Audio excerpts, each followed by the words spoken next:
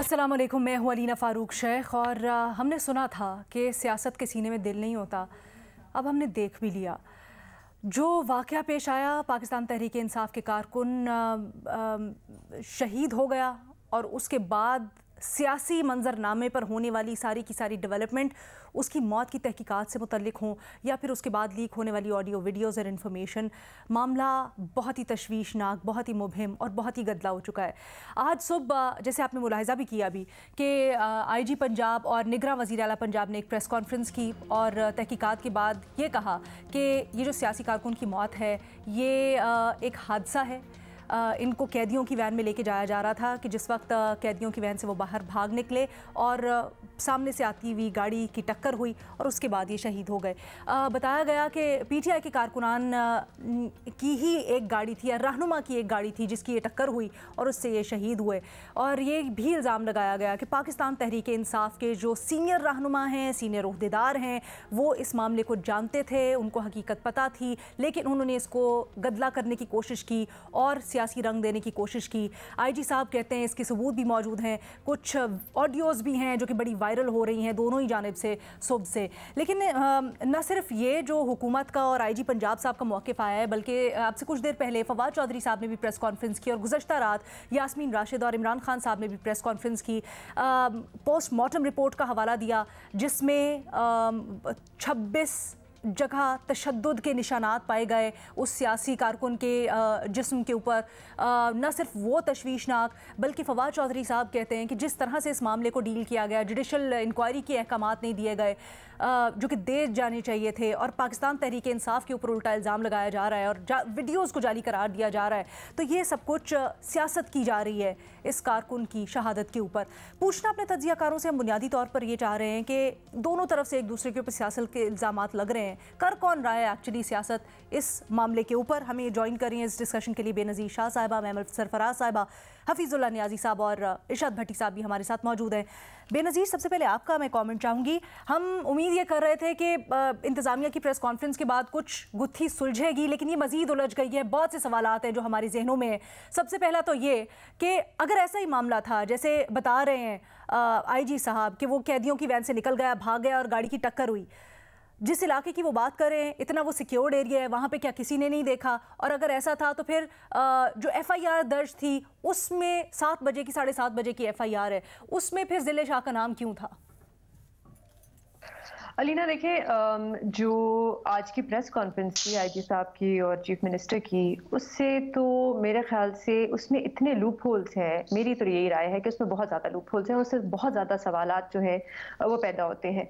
एक तो जो पुलिस का वर्जन है जो उन्होंने आज अवाम के सामने रखा, वो ये कि हमने ज़िले शाह को पकड़ा, अरेस्ट किया और 5 और कारकुनान थे और फिर हम फोर्टर स्टेडियम के बाहर लाके हमने उनको छोड़ दिया। वहां पे जाके उनका एक्सीडेंट हुआ और जिन्होंने एक्सीडेंट किया वो फिर उसके बाद उनकी लाश ले गए अस्पताल और वहां पे छोड़ के भाग गए।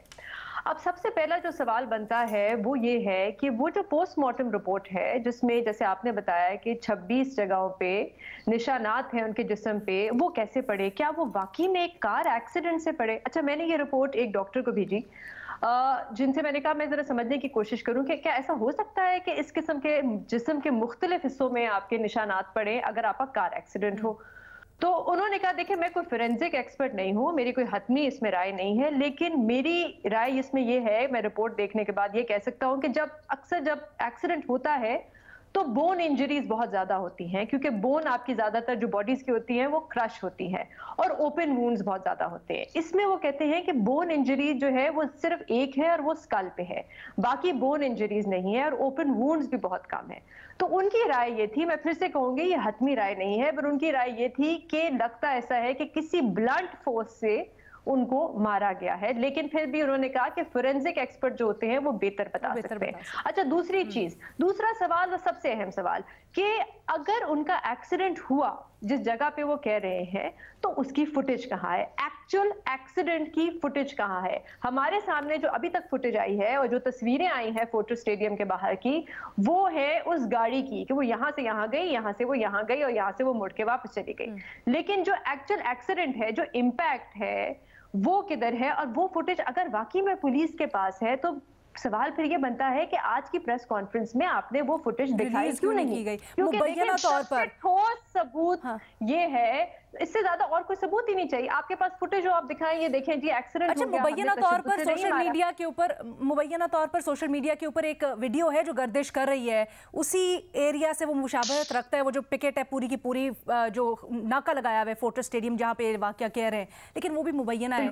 आपका सवाल बिल्कुल सही है, लेकिन उसमें क्लियर नहीं है। अच्छा, एक तीसरी चीज अलीना, एक तीसरी चीज देखिए, सबसे एक और जो बहुत बड़ा इशू होता है इस किस्म की तहकीकात का, कि पुलिस की तहकीकात कर रही है। आपने जो 2 मेंबर कमेटी बनाई है वो पुलिस अफसरान है, और पुलिस अफसरान पे इल्जाम है, और वही जो है अपनी तहकीकात कर रहे हैं। एक तीसरी चीज अलीना, बस आखिरी चीज मैं कहना चाहूंगी कि देखिए, एक कन्फेशनल स्टेटमेंट भी आज रिलीज की गई 2-3 लोगों की।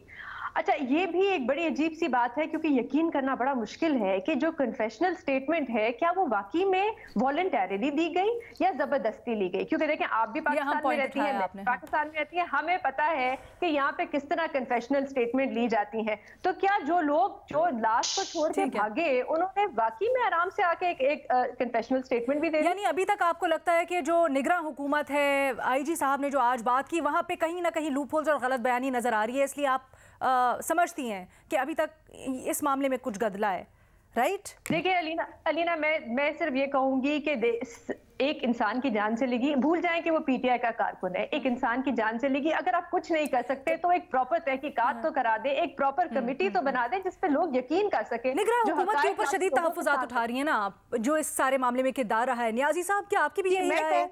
बहुत लूपहोल्स हैं। नियाजी साहब, क्या आपकी भी यही राय है? सर, बड़ा मुश्किल होता है करना, क्योंकि मैंने पूरी press conference from beginning to end देखी है जी। और कल इनफैक्ट एक डिनर पे हम इकट्ठे थे, चीफ मिनिस्टर भी और तकरीबन सारी कैबिनेट भी, वहाँ पे मीर साहब भी थे और भी कैबिनेट मिनिस्टर्स थे और कुछ ऑफिशियल्स थे। वैसे थी मुख्तसर सी गैदरिंग, और वहाँ भी सारी बातें डिस्कशन में आई। उन्होंने बताया कि कल हम एक प्रेस कॉन्फ्रेंस कर रहे हैं। तो उस वक्त खैर कतई नजर के चीफ मिनिस्टर बड़े कॉन्टेंटेड नजर आ रहे थे, बड़े रिलीव नजर आ रहे थे कि जी उकदा खुल गया, सारा कुछ पता चल गया। लेकिन मैंने भी इसको कई एंगल से देखा। मैं तो इस तरह के वाकयात को हमेशा एक खास शक की तशकीक निगाह से देखता हूँ। अगर उनकी मैं प्रेस कॉन्फ्रेंस तफसील से ना सुनता तो जो कुछ लाते उसके अंदर तो बहुत सारी चीजें ऐसी हैं कि जो सिमिलैरिटीज पाकिस्तान में इस तरह के वाकयात की बहुत हो चुकी है। एक थाने से लोगों को निकलवा लिया जाता है, कोई बेचारा एक था ज़ेरी तौर पर मौजूद बंदा था इमरान खान साहब के दौर में, उसको थाने से ले गए, पुलिस बेचारी को उनको फोन करना पड़ा, फिर उसकी लाश को दे गए, जिसने वो पत्नी ATM मशीन पे जाके कुछ कहा था कि मुझे मारोगे तो नहीं, वो जो सादा सा बंदा था, बाद में पता चला वह सादा था। उनको शक पड़ा कि नहीं ये को खास जो है ना ये प्रिटेंड कर रहा है। अब कल में चीफ मिनिस्टर साहब बड़ी डिटेल में बात हुई, मैंने ये सारे सवालात सारे जवाबात लिए। इनफैक्ट उनके पास फुटेज तो सारी है, अब किस मौके पे बताएंगे किस नहीं है, और वो वैसे प्रिटेंड करें कि है तो भी पता चल जाएगा। लेकिन जो उन्होंने सारी टाइमलाइन बताई है सारा कुछ है। पहली बार तो देखेंगे उस वैन के अंदर, अब मैं डेविल्स एडवोकेट, वो अकेला तो था नहीं, और वो भी पता चला जी कि एक जो आज उन्होंने हाईलाइट नहीं की कि इनको सबको स्टैंडिंग इंस्ट्रक्शंस थी कि आपने जब तक कोई बंदा आपके सामने कोई क्राइम कमिट करते हुए कोई डंडा सोटा कोई पत्थर मारते हुए जख्मी ना करे या कोई और काम ना करे, आपने उसको वहां से जो है जेल नहीं भेजना, गिरफ्तार कर छोड़ देना। ये वो अक्सर करते हैं, आज की बात नहीं, हमेशा अक्सर ही होता है। ठीक है, अच्छा, अब उन्होंने कहा जी कि उससे बल्कि एक ज्यादा जो है पुलिस के ड्राइवर ने एक ज्यादा होशियारी दिखाई, उसमें कोई एक अकेला तो था नहीं। अगर उन्होंने फोर्ट्रेस के सामने सबको उतारा है तो इस हद तक तो वो सारा जस्टिफाई हो जाएगा कि तो उसके सारे जो कुलीग्स थे, तहरीक इंसाफ के जो वर्कर्स थे, उन्हें 5-10 जो जितने भी थे उस गाड़ी के अंदर, वो बता देंगे कि क्या हुआ है। दूसरा बताया कि जी हुआ ये कि जब ड्राइवर को कहा कि आप इनको फोर्ट्रेस में छोड़ दें, तो ड्राइवर ने अपने तौर पर साथ खड़ी की और मुजाहिर प्रोग्राम उसे कहा जी 5-5 सौ रुपए जो देगा मैं छोड़ा हाथ कर दूंगा। ये पुलिस ही टिपिकल आदत है। इससे मैं पूरा वाकई हुआ था दराज से, एक जो है वो 5-5 सौ रुपए लेकिन सबको छोड़ा गया, और इसके भी फिर लड़के के पास पैसे नहीं थे तो किसी ने दिए। अब दूसरी बात यह है कि उन्होंने टाइम लाइन जो दी आज शोबी की स्लाइड्स में, तो टाइम लाइन तो उन्होंने पूरी बता दी कि ये गाड़ी जो है फलां चौक से फलां जगह फुटेज है उस चीज से उन्होंने सारा ट्रेस किया। कि ये फोर्ट्रेस के पुल पे, मियां मीर के पुल के ऊपर तो शायद मेरा कैमरा मेरा नहीं ख्याल लगा हुआ है, मैं कभी गौर करूंगा, मेरे गट फीलिंग है कि सर लेकिन वो पूरे की पूरी वहां पर कैमरास मेरा ख्याल है लगे हुए, वो इतना हाईली सिक्योर्ड एरिया है, चौकियां हैं। उधर मैं उधर ही आ रहा हूँ ना। अगली के उनके पास है कि वो फुटेज जो है वो कह रहे थे जी वो जब वहां से उठा के सीएम क्या एक कोने की फुटेज है। ये उन्होंने बड़ी कैटेगोरिकली रात भी बताया और आज प्रेस कॉन्फ्रेंस में बताया। रात जब इकट्ठे थे डिनर पे खासी देर 12 बजे तक बैठे रहे, वहां पे भी यही बात होती रही और बड़ी तफसील से बात हुई। अच्छा। और तब भी उन्होंने बताया कि ये पीटीआई क्या कहते हैं, पहले हमें शुरू से शक तो पड़ गया था क्योंकि जब पब्लिक के अंदर बात तो आखिर एक्सीडेंट की बात शुरू में आना शुरू हो गई थी। अब ये बेनजीर ने भी कुछ जो नुक्ते उठाए हैं उनको भी आप इस तरह डिस्मिस नहीं कर सकते कि उनको आप इसका जवाब जो चाहिए। लेकिन प्रेस कॉन्फ्रेंस जो थी अपने तौर पर बड़ी कॉम्प्रिहेंसिव थी। मैं तो उस प्रेस कॉन्फ्रेंस से कन्विंस हो गया क्योंकि उसमें यास्मीन राशिद का रोल भी उन्होंने बताया। उसका क्या आप कन्विंस हो गए उस प्रेस कॉन्फ्रेंस से? नहीं है और नहीं उसने बताया साइटेशंस नहीं। हाँ जी और फिर ठीक है sir, you are entitled to your opinion. Bhatti साहब क्या आप अब एक बात अगर रैप अप कीजिएगा प्लीज सर, मेरे पास टाइम खत्म हो गया। जी सर मैं रैप अप कर रहा हूँ। अगर ये हुआ है तो फिर हकीकत यह है कि मैं तो जो ज़हनी पस्ती अखलाकी गिरावट की जो मुजाहरा पीटीआई ने की है, और मैं तो पुलिस तो करती है झूठ सच, अगर उनका झूठ निकल जाता है तो जाहिर है वो भी जो है ना इस तरह नहीं उनको इग्नोर कर सकते। लेकिन अगर एक सियासी जमात ने ये सारा जो है बनाया है सारा और उसको जो बिल्डअप किया है, स्क्रिप्ट किया है, तो ये मैं कहता हूँ इससे अखलाकी गिरावट ज़हनी पस्ती हो ही नहीं। भट्टी साहब क्या आप भी कन्विंस्ड हैं आज जो निगरान वजीर आला और आईजी साहब ने प्रेस कॉन्फ्रेंस की, या आप मुतमईन नहीं हुए? बिल्कुल भी कन्विंस नहीं हूँ। कौन अकल वाला, रत्ती भर शऊर वाला, रत्ती भर अकल वाला कन्विंस हो सकता है? सानिया मॉडल टाउन हुआ मैडम शेख, पहला रद्द अमल, हुकूमत हमें तो कुछ पता ही नहीं, अपनी गोलियों से मरे, मासूम पुलिस पर सीधी फायरिंग, मिनाजुल कुरान में मुसल्ला दहशतगर्द। आज भी सानिया मॉडल टाउन का केस उल्टा उन पर चल रहा है जिनके बंदे मरे थे, शहीद हुए थे। सानिया साहिवाल, पहला रद्द अमल, आईजी से ऑफिस से प्रेस रिलीज जारी हुई, दहशतगर्द मारे गए, दहशतगर्दों के सहूलतकार मारे गए, असला ले जाते हुए मारे गए, जवाबी फायरिंग में मारे गए। कहाँ गया सानिया साहिवाल, कहाँ गए उसके मुजरम? सारे छूट गए हैं। सानिया बल्दिया टाउन, पहला रद्दी अमल, फैक्ट्री मालकान पर पर्चे, वही कसूरवार, आज कहाँ गए वो जो बेगुनाह जले थे? मैडम शेख मेरे पाँच एक सवाल हैं, सवाल मैं दोहरा देता हूँ इन आईजी साहब को और निगरान हुकूमत को और पीडीएम हुकूमत को और सारों को, और वो जो मार रहे थे उनको भी काइंडली इन सारों को। पहला सवाल, दफ़ा 144 का जवाज़, रात गए लाहौर इंतज़ामिया पीटीआई को ग्रीन सिग्नल देती रही कि हम सिक्योरिटी भी देंगे, बेफिक्र हो जाएं। सुबह 11 बजे 12 बजे तक कोई दफ़ा 44 नहीं थी, अचानक दफ़ा 44 लगी और फिर ये मज़का खेज़ और बचगाना रद्द अमल कि औरत मार्च की वजह से थी और लाहौर ट्रैफिक की वजह से थी, पीएसएल की वजह से थी। दूसरा सवाल, मकबूजा कश्मीर तर्ज का क्रैकडाउन की वजह, आंसू गैस, फैंटियाँ, तशद्दद, मार कुटाइयाँ, औरतों को मारना, गिरफ्तारियाँ, गाड़ियों के शीशे तोड़ने। 5 वीडियोज़ हैं जिसमें इस जिले शाह को बेदर्दी से मारते हुए ले जाया जाता है और पुलिस के नरगे में दिखाया जा रहा है। तीसरा सवाल, पोस्टमार्टम, जिस्म पे 26 मकामात पर जख्मों के निशान, नाजुक अज़ा पर जख्मों के निशान, डंडे लगने से खोपड़ी का नुकसान, दिमाग पर गहरी चोट, दिमाग में खून जम जाना, खून पर ज्यादा बहना, जिगर लबलबे में खून जमा होना, ब्लड प्रेशर इंतहाई कम और जान गई। और ये क्या ये एक्सीडेंट है?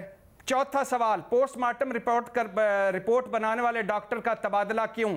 पांचवा सवाल, पर्चा तरीके इंसाफ पर क्यों?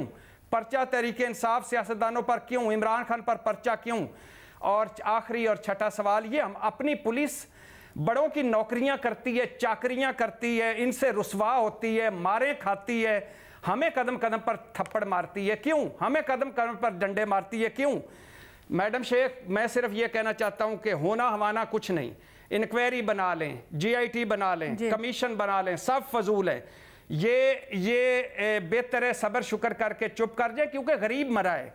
इमरान खान पर कातलाना हमला हुआ है, कोई पता चला है कि वो एफआईआर या पहली फॉरेंसिक या अरशद शरीफ शहीद कीनिया में शहीद हो गया, कोई पता चला है किसी का? यहाँ कोई किसी आसफा भुट्टो को ड्रोन कैमरा नहीं लगा, किसी फरियाल तालपुर के आगे कोई पुलिस एहलकार नहीं आया किसी मरियम नवाज ने फ्राई पैन से कपड़े इस्त्री नहीं किए। और आखिरी बात, तब से जो निकले हर दफा हम यही कहते हैं कि हमारे सामने नहीं आ सका, हमारे सामने सच नहीं आ सका। बड़ी अफसोस की बात है हर वाकये से। सर मुझे भट्टी साहब माजरत के साथ मुझे इजाजत दीजिएगा, मैं मेहमान को शामिल करूं, मेरे पास वक्त खत्म हो चुका है। सिर्फ एक जुमला, सिर्फ एक जुमला प्लीज। यहाँ किसी मरियम नवाज को फ्राई पैन कपड़े इस्त्री नहीं करने पड़े, यहाँ कोई जाती उम्रा का मोर नहीं मरा कि उसके मुअत्तल कर दिया। ठीक है भट्टी साहब, आपका पॉइंट आ गया है। ये बताइएगा, ये भट्टी साहब का सवाल भी जायज़ है, FIR वाला ना सिर्फ वो, बल्कि ये जो खाका खींच रहे हैं, प्रेस कॉन्फ्रेंस में भी आज ये कहानी सुनाई कि वो वैन से उतरे और उसके बाद वो भागा सड़क पे तो उसको आके टक्कर लगी। तो वहाँ पर कोई नहीं खड़ा था जिसने देखा हो ये सारा मामला? आसपास लोग, भीड़ जमा हो जाती है जब कोई एक्सीडेंट होता है, कोई इस तरह का वाकया होता है। देखिए अलीना, बात ये है कि जो आपका सवाल है कि मौत पर कौन सियासत कर रहा है, बात यह कि सियासत तो इस पर होनी नहीं चाहिए, क्योंकि एक आम शहरी की, मासूम शख्स की जान गई है और हमारे सामने पोस्टमार्टम रिपोर्ट भी है। हमारे सामने ये भी चीज है कि जो पुलिस, यानी वो इसी तरह लग रहा है कि मुबैना टॉर्चर, जो पोस्टमार्टम के अंदर आ रहा है वो यही आ रहा है कि मुबैना टॉर्चर भी किया गया है। और फिर हमने देखा था कि उस दिन क्या हुआ, सारा कुछ ये चीज जो है हुई है, सामने आई है। और पुलिस अब जो सारा वर्जन दे रही है उसमें वाकई बहुत सारे सवालात उठते हैं, उसके अंदर सवालात उठते हैं। और ये जो कन्फेशनल स्टेटमेंट है, जिस तरह बेनजीर ने भी जिक्र किया, और जो फैमिली में भी वालिद तो उनके कह रहे हैं कि वो अब किसी को नहीं ठहराते इसका मोरब इल्जाम, लेकिन उनकी फैमिली के लोग अभी भी ये कह रहे हैं कि जो वाज़ेह टॉर्चर के निशान थे, जो कि कार एक्सीडेंट के नहीं थे। तो ये बहुत सारे सवालात उठाती है और पोस्टमार्टम रिपोर्ट हमारे सामने है। इसलिए सबसे पहले तो अलीना मैं ये कहूंगी कि एक एक्चुअली प्रॉपर इसकी इन्वेस्टिगेशन होनी चाहिए। देखिए ये लाहौर के अंदर हुआ, यहाँ पर सेफ सिटी कैमरास भी मौजूद है, यहाँ पर बहुत सारी CCTV फुटेज भी है, मौजूद है, सब कुछ है। इसकी प्रॉपर फैक्ट फाइंडिंग होनी चाहिए और उसके अंदर पुलिस वाले नहीं होने चाहिए। जैसा बेनजीर भी बता रहे हैं, किस तरह इन्वेस्टिगेट कर सकते हैं, जुडिशियल इंक्वायरी करें। क्योंकि देखिए इसके अंदर देखिए ह्यूमन राइट्स ऑर्गेनाइजेशंस के लोग भी हो सकते हैं, कुछ वकला भी हो सकते हैं और सिविल सोसाइटी के लोग हो सकते हैं। एक चीज मैं इसमें कहूंगी कि देखिए सवालात दूसरी तरफ भी जो आज की प्रेस कॉन्फ्रेंस के बाद जो उठे हैं ना, उससे मामलात में मर्की कर रहे हैं। पुलिस और जो इंतजामिया और केयर टेकर गवर्नमेंट है वो डूबियस बना रही है इस चीज को, क्योंकि वो ये सवालात उठा रही है कि अगर ये सब कुछ हुआ, ये तो खैर एक्सीडेंट तो वो पोस्टमार्टम में कहीं से लग नहीं रहा, वैसे तो एक्सीडेंट हुआ है। और अगर उन्होंने छोड़ भी दिया था उसके बाद क्या हुआ? सिर्फ जो एक चीज जो सवाल बनता है वो ये है PTI के लिए कि वो जो 2 दिन थे, जो अगर राजा शकील जो भी मुबैना तौर पे अगर उनकी स्टाफ से लगा, वो तो कल न्याजी साहब ने भी एक्चुअली बात की कि जब किसी से अगर किसी को उठाते, जख्मी को भी जब हम भी अगर उठा कर लेके जाए ना हॉस्पिटल, तो हम भी डर जाते हैं कि कल को हम पर ही ना मुकदमा बन जाए, तो लोग छोड़ के चले जाते हैं। वो गरीब लोग थे, ड्राइवर, सिक्योरिटी वाले, वो कोई उसमें बात नहीं है। लेकिन ये कि ये बात पहले सामने क्यों नहीं आई कि ये किसकी गाड़ी थी, कि उनके थे, हमारे लोग अगर जख्मी हालत में लेकर गए, जो कि वो आइडेंटिफाई भी हो गए, उस पर सवाल उठते हैं। लेकिन मैं फिर भी ये कहूंगी कि एक्चुअली यहाँ पर एक पूरा ट्रैक रिकॉर्ड है पुलिस के टॉर्चर का भी, इस तरह के वाकयात का भी, पोस्टमार्टम रिपोर्ट भी हमारे सामने। तो ये इसकी प्रॉपर इन्वेस्टिगेशन होनी चाहिए। सवाल जिससे मर्जी करें, लेकिन एक आम इनोसेंट बंदा, शहरी की डेथ हुई है, ये ना हो जाए कि ये सियासत की नजर उसकी डेथ हो जाए कि सवाल जी इन लोगों ने प्रेस कॉन्फ्रेंस करके अगर उठा दिए हैं तो फिर वो दूसरी तरफ से प्रेस कॉन्फ्रेंस और फिर ये मामला इसी तरह से मडी ना करे, ये केयरटेकर गवर्नमेंट और ये पुलिस वाले मडी ना करे व्हाट इज, बिकॉज इसके अंदर एक्चुअली यहाँ पर सुलझाना किसकी रिस्पॉन्सिबिलिटी है? आप क्या समझते हैं, हुकूमत किसकी रिस्पॉन्सिबिलिटी है ज्यादा बड़ी यहाँ पर? निगरान हुकूमत, गवर्नमेंट, सिटिंग गवर्नमेंट की होती है निगरान हुकूमत की। ओके जी, स्टेशन तो वो है। लेट्स कंक्लूड दिस ऑन इसके अंदर। ठीक है जी, इस डिबेट को फिर यहाँ पर कंक्लूड करते हैं कि हमारे पैनलिस्ट की अक्सरियत जो आज प्रेस कॉन्फ्रेंस हुई है और इस मामले के ऊपर पूरा का पूरा जो बयानिया सामने आ रहा है, उससे बयानात सामने आ रहे हैं, उससे सेटिस्फाइड नहीं है, मुतमईन नहीं है। IG साहब ने भी जो प्रेस कॉन्फ्रेंस की उसमें भी बहुत सारे सवालात खड़े हो रहे हैं और इसकी भरपूर तरीके से तहकीकात होनी चाहिए, शफाफ तरीके से तहकीकात होनी चाहिए, ये मुतालबा कर रहे हैं। लेकिन हफीजुल्लाह नियाज़ी साहब कहते हैं कि आज जो प्रेस कॉन्फ्रेंस हुई वो बड़ी कॉम्प्रहेंसिव थी। वो ये भी मानते हैं कि जो एविडेंस और टाइमलाइन दिखाई जा रही है पुलिस की जानिब से वो दुरुस्त है, वो सही है, और अगर उसको देखा जाए तो कुछ शक पैदा होता है मामले में और उनके यानी निगरान हुकूमत के मौक़िफ़ को तक़वियत मिलती है। छोटी सी ब्रेक, उसके बाद हाजिर होते दूसरे सवाल के साथ। पंजाब और खैबर पख्तूनख्वा में इलेक्शंस करवाने हैं और इसी सिलसिले में मुशावरत भी हो रही है। इलेक्शन कमीशन में कल आला सतही इजलास हुआ जिसमें मुख्तलिफ इदारों ने जो फैसिलिटेट करना है इलेक्शन कमीशन को इलेक्शंस के सिलसिले में, उसके ऊपर ब्रीफ किया गया इदारों की जानिब से। और ख़बर ये सामने आ रही है कि ना सिर्फ जो फ़ंड्स हैं उनसे मुतल्लिक कुछ रिजर्वेशन ज़ाहिर की गई कि वो फ़ंड्स बहुत ज़्यादा मांगे जा रहे हैं, उनमें कुछ कमी की जाए, बल्कि जो सिक्योरिटी कंसर्न्स हैं, हमारी जो एजेंसीज़ हैं, उन्होंने खुसूसी तौर पर उनके ऊपर बहुत तहफ़्फ़ुज़ात का इजहार किया है। ये कहा गया है कि जी मुल्क में दहशत गर्दी की जो हालिया बढ़ती हुई लहर है उसके पेश नज़र इस वक्त तजवीज़ ये दी जाती है कि इलेक्शंस ना करवाए जाएँ। खुसूसी तौर पर ज़राए ये कहते हैं कि इमरान खान, मौलाना फजलुर रहमान, बिलावल भुट्टो जरदारी के ऊपर दहशतगर्द हमलों का भी खदशा जाहिर किया गया है।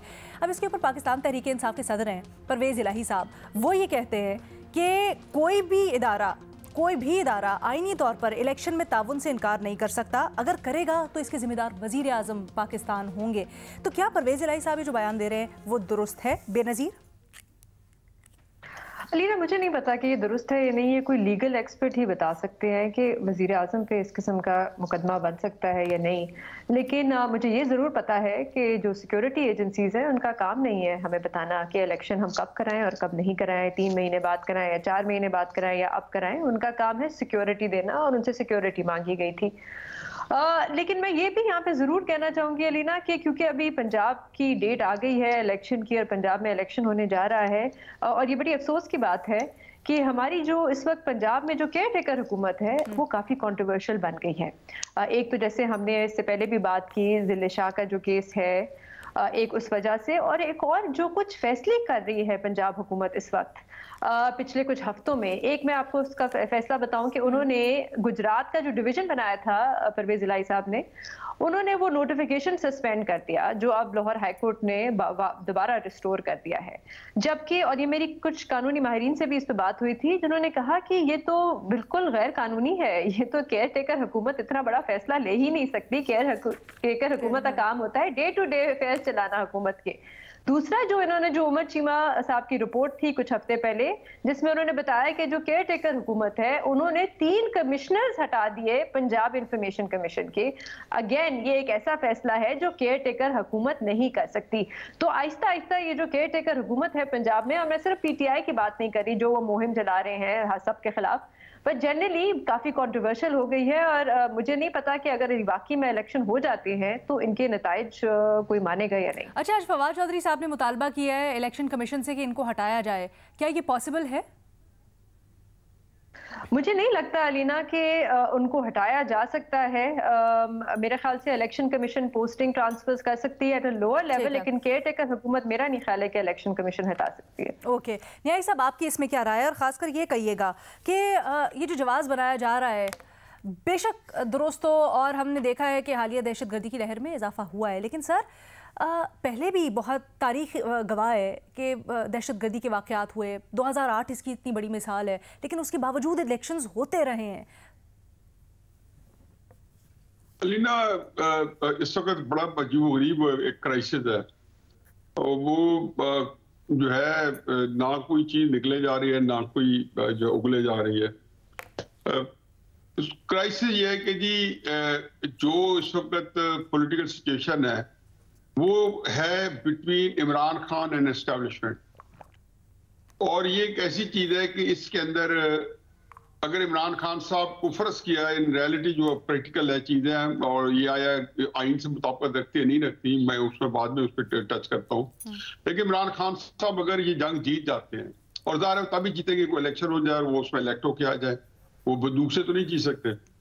तो वो एस्टेब्लिशमेंट जो है वो टोटली उनके वो कन्विंस्ड है कि इमरान खान साहब के जीते के बाद वो इतने अनप्रेडिक्टेबल है, या उनके बारे में कम अज कम एस्टेब्लिशमेंट इतनी कन्विंस्ड है कि वो अनप्रेडिक्टेबल है कि उनका ख्याल है कि कोई एक जो पूरा पाकिस्तान का जो पूरी जो स्टेबिलिटी है वो पूरे खतरे में जा सकती है उनके इकदाम से, और वो रिएक्ट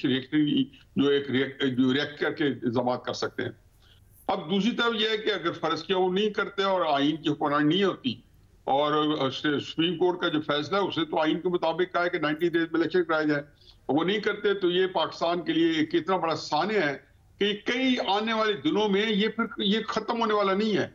इसके बाद जो नतीजे निकलेंगे उनको समेटना पड़ेगा, उसके बाद निकलेंगे ना सिर्फ ये सानेहा है, बल्कि आपने जो पहली बात की, मैं मुझे तो उसके ऊपर भी बड़ी तशवीश है कि सर एस्टैब्लिशमेंट क्या ये फैसला ले सकती है, या एस्टैब्लिशमेंट का इख्तियार है ये फैसला करने का कि खान साहब को अगर वोट मिलके आता है और इलेक्ट होते हैं तो वो होंगे या नहीं होंगे। आखिर एस्टैब्लिशमेंट ने 2018 में ये सुप्रीम कोर्ट जब सोई पड़ी थी अब्दी नी और इमरान खान को बिठाया गया था, तो कौन से आइन के एहतराम में बिठाया गया था?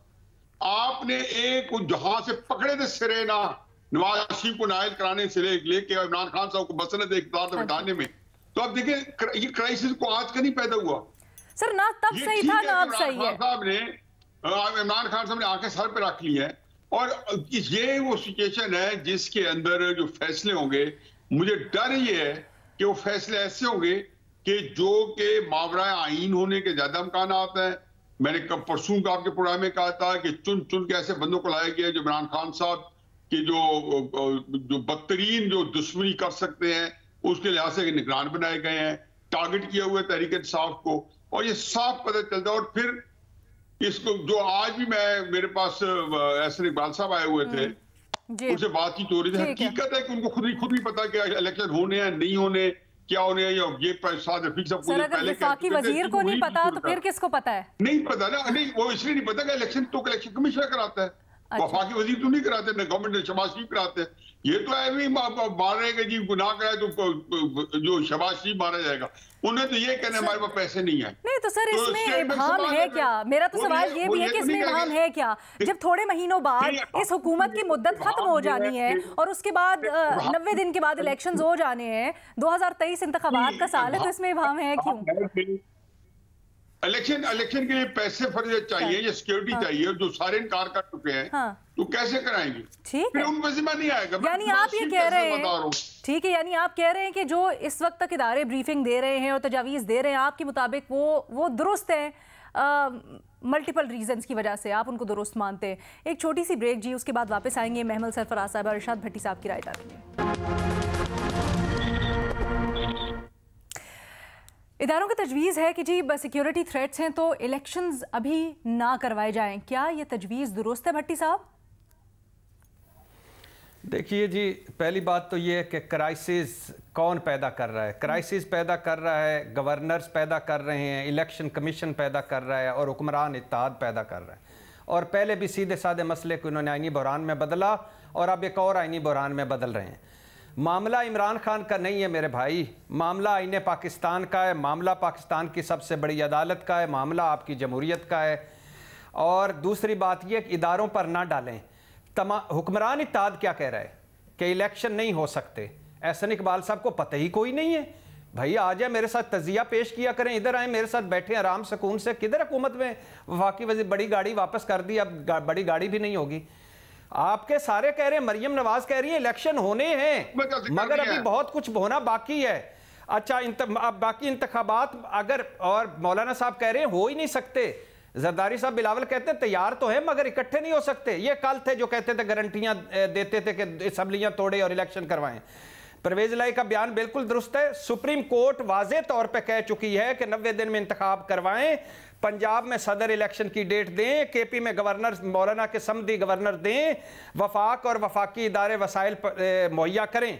अब लॉ एंड ऑर्डर में तुर्की की मिसाल नहीं देना चाहता कि वहां जल्जला आया, वो 3 महीने बाद इलेक्शन में 2007, 2013, 2018 बदतरीन हालात थे और इलेक्शन हुए। अच्छा उस वक्त मौलाना साहब, नवाज शरीफ साहब, एहसन इकबाल भी कुदरती मेरे पास सामने बयान पड़ा हुआ, ये कहते थे दहशतगर्दी हो रही है, शरपसंद अनासर इकट्ठे हैं मगर इलेक्शन ना मुलतवी करना, ये मुल्क से दुश्मनी है, जमहूरियत से दुश्मनी है। ये उनके बयानात में कल आपको तारीख और टाइम के साथ दिखा दूंगा। अच्छा आज बल्कि भेजते तो हम स्क्रीन पे चलाते, लेकिन भट्टी साहब एक चीज भी पूरी तरह से ना वो नहीं होगी, ना इंसाफी होगी। ये नहीं आप कह सकते कि हर चीज एस्टेब्लिशमेंट पे ना डालें। सर ये इदारों की रिपोर्ट जो आई है उन्होंने ही तजवीज दी है कि सर ना करें। फिर नियाजी साहब ने अभी जो बात की सर, कुछ जमीनी हकायक भी है, इनको भी जमा खातिर कर लें सर। तो ठीक है, हम सियासतदानों की बात तो करते हैं, जो उनका किरदार है उनके ऊपर उनकी बात तो करते हैं, लेकिन बाकी जो चीजें चल रही है सर उनके ऊपर भी बोलना बनता है। सर दोनों तरफ बड़ी जिम्मा नहीं कर सकते। नहीं भट्टी साहब ना, किसके पास है इलेक्टेड वजीर आजम कौन है? इलेक्टेड वजीर आजम कौन है? पार्लियामेंट कौन है? 3-3.5 साल ये कहते थे इमरान का 1 पेज तो गया, इमरान खान तो गया, लाडला तो गया, ये तो आइन पे हमें कहते थे चलेंगे, जमहूरियत पे चलेंगे, सिविलियन बालादस्ती पे चलेंगे, वोट को इज्जत दे पे चलेंगे। आप फिर आगे डाल रहे हैं। ये पुराना तरीकाकार छोड़े, अपनी जिम्मेदारी कबूल करें। न्याजी साहब कुछ बोलना चाह रहे हैं। रुके न्याजी साहब कुछ बोलना चाह रहे हैं। लुट रहे हैं। रुके न्याजी साहब कुछ बोलना चाह रहे हैं। 78 वजीर हैं, 78 वजीर हैं, मौजे लुट रहे हैं और आज एस्टेब्लिशमेंट पे डाल रहे हैं। क्यों डाल रहे हैं एस्टेब्लिशमेंट पे? एक मिनट रुके, एक मिनट रुके। सुप्रीम कोर्ट क्यों कह रही है? सर रुके ना, एक मिनट दूसरे की बात सुन ले। बातें करते हैं। ओके ओके, आपका पॉइंट आ गया। रुके, दूसरे की बात सुन ले, दूसरी की बात सुन ले, दूसरी की बात सुनने जी। आप कैसे ग्राउंड रियलिटीज की, आपने कैसे ग्राउंड रियलिटीज की बात की? जब आइन क्या कह रहा है, सुप्रीम कोर्ट क्या कह रही है, कहां गई ग्राउंड रियलिटीज? सर आपने उस दिन आपकी जमहूरियत, आपने उस दिन खुद कहा जीरो टॉलरेंस पॉलिसी है खान के लिए। मैं तो उस दिन भी आइन के साथ खड़ा था, सुप्रीम कोर्ट के साथ खड़ा था। बिल्कुल सारे मेरे लोग सही कह रहे थे कि नहीं होंगे। वो बिल्कुल सही है, उस वक्त भी इसके साथ खड़ा था। लेकिन फिर जीरो टॉलरेंस पॉलिसी ना करे ना। नहीं, फिर जीरो टॉलरेंस पॉलिसी ना बनाए ना, फिर करने दे जिसको जो करना है। इनको छूट ना दे। ये न्याजी साहब की बात सुन ले, जिम्मेदार है, खराबियों के जिम्मेदार है। अच्छा एक मिनट सुन लेना, न्याजी साहब की बात सुने। न्याजी साहब, What goes around comes around। जो कुछ इमरान खान साहब ने जिस घोड़े पे सवार होके रौंद के आइन और सर अब छोड़े ना पुरानी कहानियां। आपका आइन पाकिस्तान कह रहा है, सुप्रीम कोर्ट कह रही है घोड़े पे चढ़े हुए थे। ये जो आज घोड़े पे चढ़े हुए हैं इनको करें, इनकी भी बात करें। 2022 में कैसे आए इनकी बात करें, इनकी बात करें। ये आइन कह रहा है, सुप्रीम कोर्ट कह रही है, पुराना घोड़ा लेके आप करें। बुग़्ज़ इमरान, नफरत इमरान पुराना। हार जाओगे ना इलेक्शन में जाने से, हार जाओगे बस।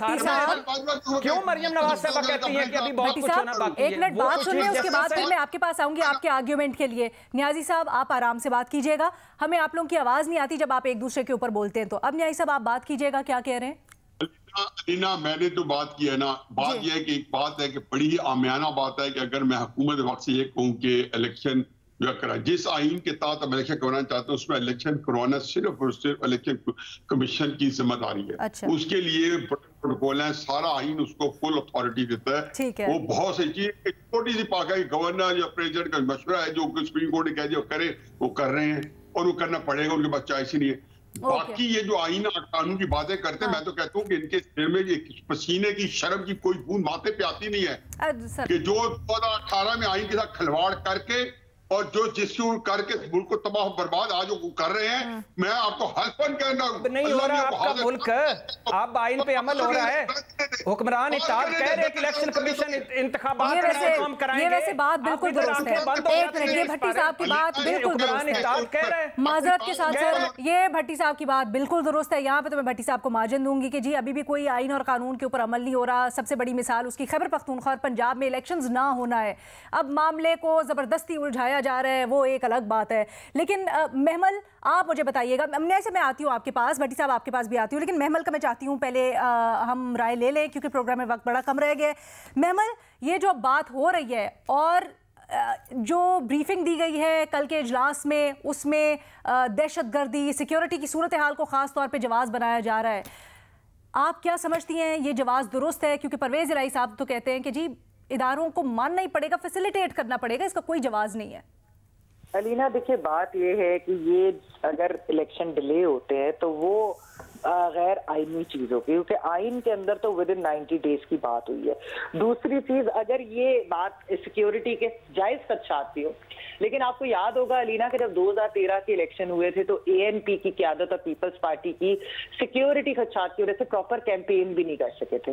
हमने देखा था कि एएनपी के बहुत सारे लोगों की शहादतें हुई थी उस वक्त। सिक्योरिटी उस वक्त टेररिज्म बहुत ज्यादा, आपको याद है कि बहुत ज्यादा वाकयात होते थे टेररिज्म के, तब भी इलेक्शन तो हुए।